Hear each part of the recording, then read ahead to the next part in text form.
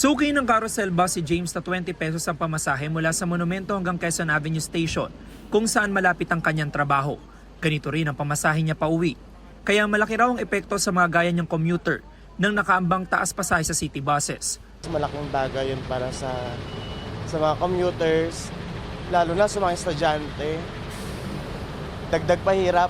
28 pesos naman ang pamasahe ni Felix mula Monumento hanggang Cubao Station ng carousel bus. Understandable naman dahil sa mga nangyayari pero sana hindi masyadong malaki. Yung proportion lang sa taas ng gasolina, hindi naman sana tagain. Ngayong araw nakatakdang i-anunsyo ng LTFRB kung magkano magiging taas pasahe sa mga city bus. Sa ngayon, 15 pesos ang minimum na pamasahe sa carousel bus, habang 75 pesos ang end-to-end fare o yung mula Monumento hanggang PITX.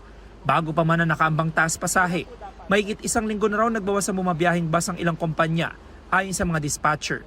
Ayon sa dispatcher ng isang bus company, mula sa 25 bus units ay 8 na lang muna ang bumabiyahe kada araw.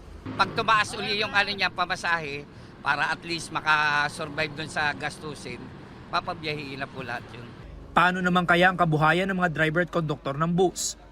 Rotation. Bali sa isang linggo, isang biyahe lang sila kaya malaking epekto talaga. Ganun na nangyari. Sabi naman ng mga bus driver, ramdam nila ang epekto ng mataas na presyo ng diesel. Kaya makakatulong ang taas pasahe para madagdagan kahit kaunti ang kanilang kita. Mula rito hanggang doon sa MOA, nag-average kami halimbawa ng mga 100 passenger. Ibig sabihin, kung may pisong idadagdag, edi 100 lang din yun. Pero hindi yun makakaano sa kontra ng pagtaas ng diesel. Mula sa presyong 82, nawawalan kami ng 4,000 sa bawat biyahe namin. Malaking tulong yun, sir, sa amin. Kasi? Siyempre, mahal yung bilihin, sir, eh. Dahil sigurado na ang taas pasahe at hinihintay na lang kung magkano, didiskarte na lang daw ang mga pasaherong amin nakausap. Tipid na lang.